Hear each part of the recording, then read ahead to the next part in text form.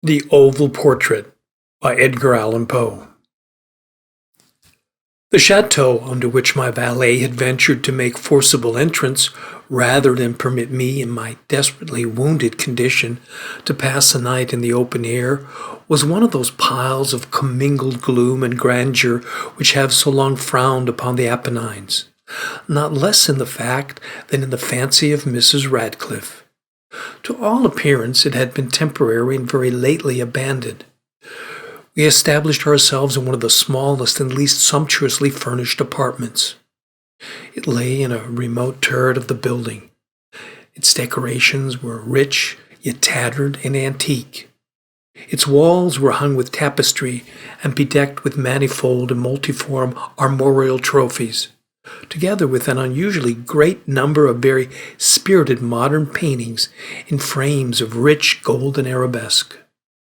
In these paintings, which depended from the walls, not only in their main surfaces, but in very many nooks which the bizarre architecture of the chateau rendered necessary, in these paintings my incipient delirium, perhaps, had caused me to take deep interest, so that I bade Pedro to close the heavy shutters of the room, since it was already night, to light the tongues of the tall candelabrum which stood by the head of my bed, and to throw open far and wide the fringed curtains of black velvet which enveloped the bed itself.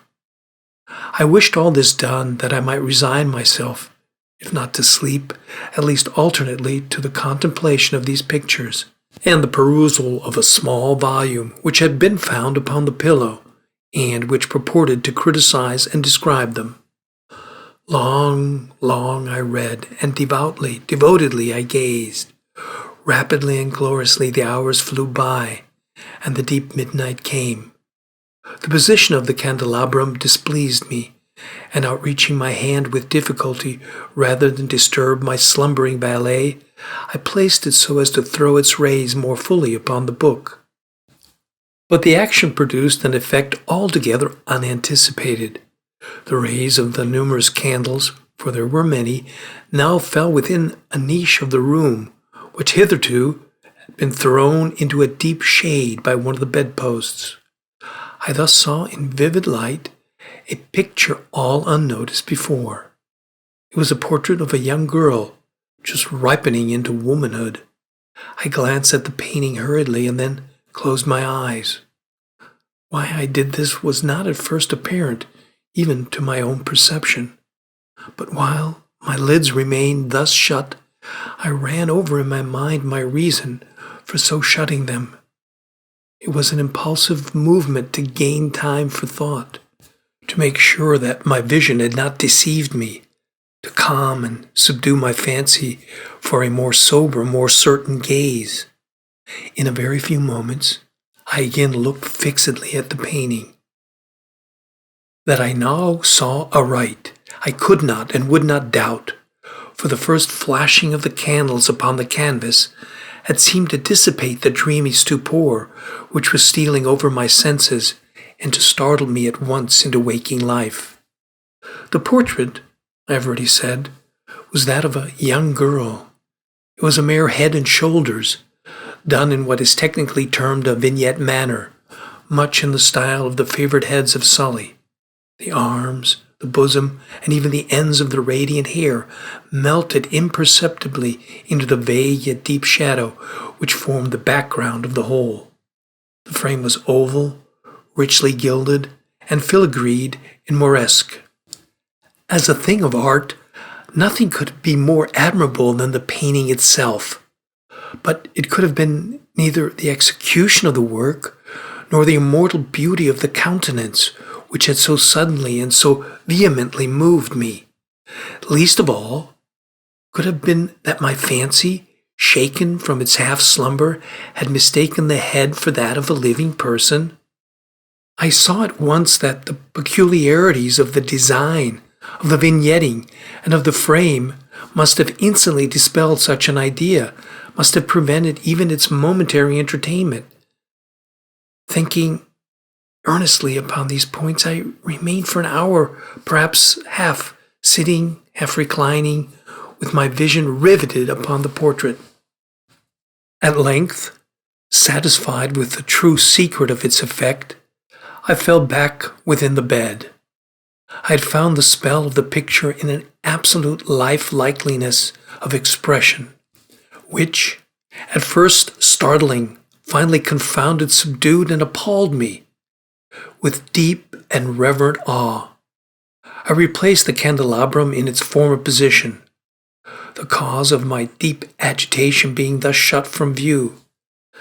I sought eagerly the volume which discussed the paintings and their histories, turning to the number which designated the oval portrait.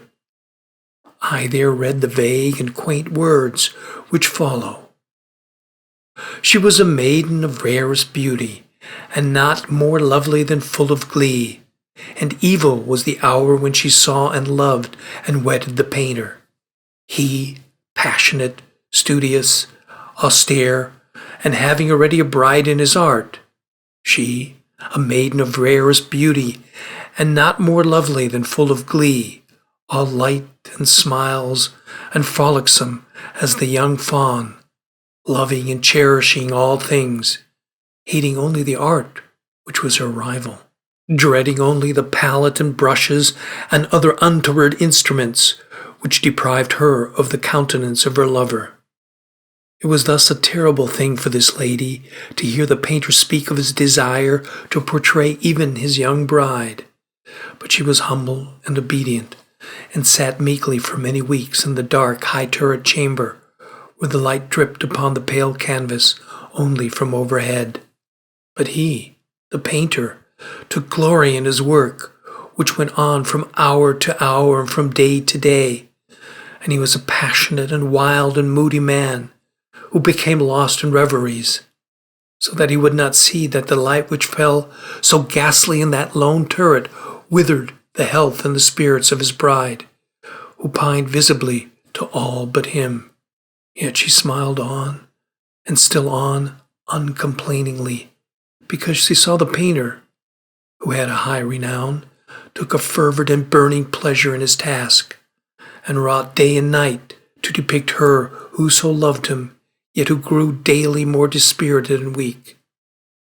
And in sooth, some who beheld the portrait spoke of its resemblance in low words, as of a mighty marvel, and a proof not less of the power of the painter than of his deep love for her, whom he depicted so surpassingly well.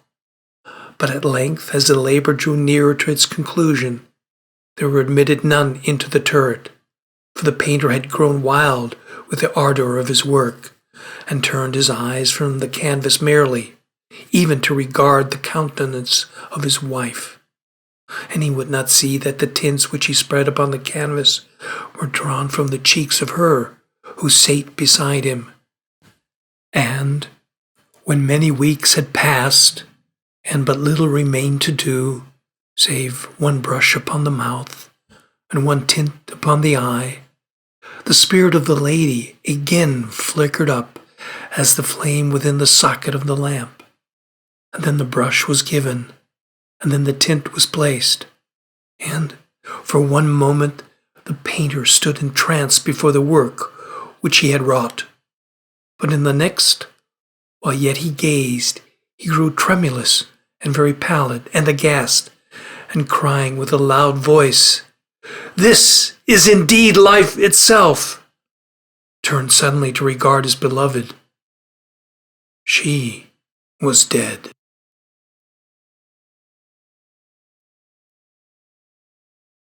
Edgar Allan Poe.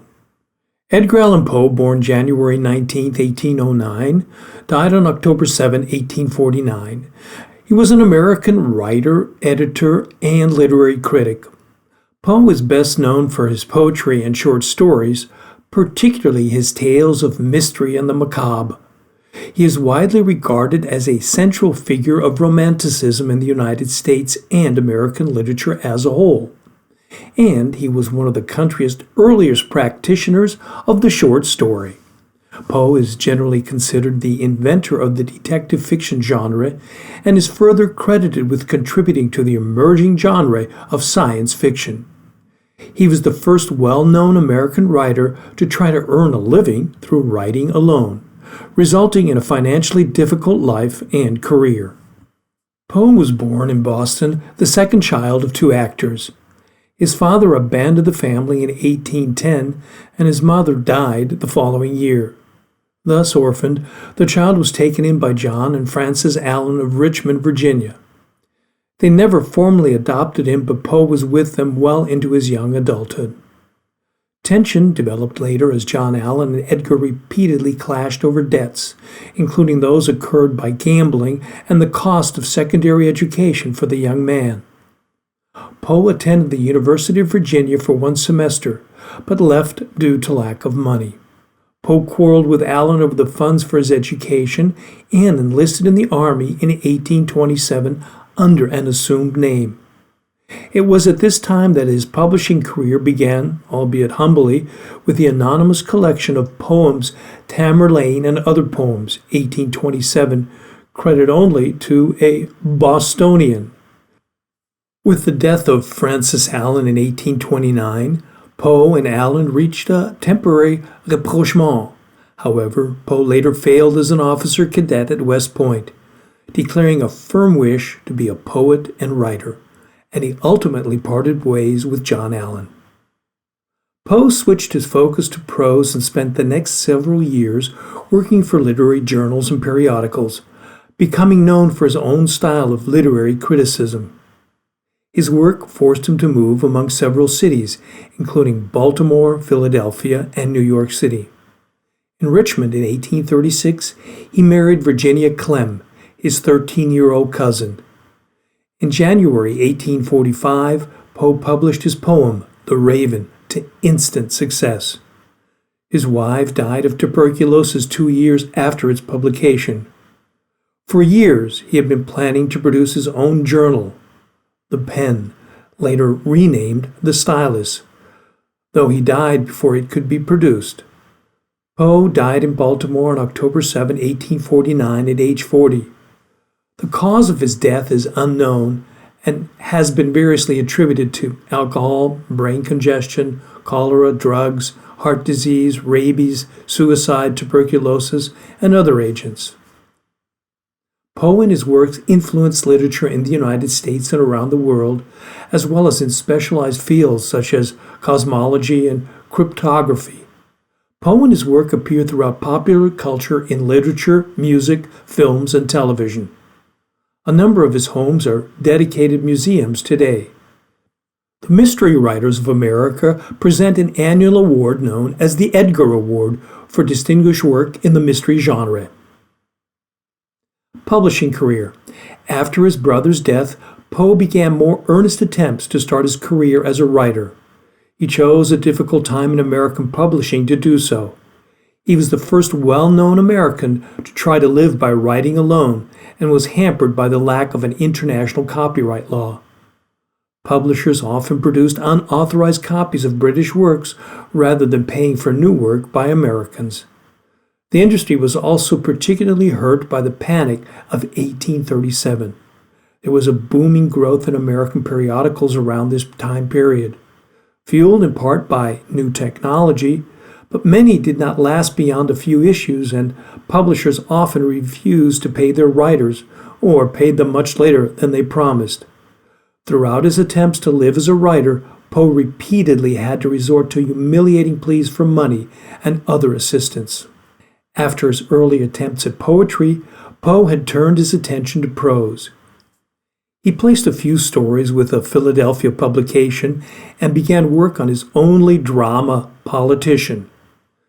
The Baltimore Saturday Visitor awarded Poe a prize in October 1833 for his short story, M.S. Found in a Bottle.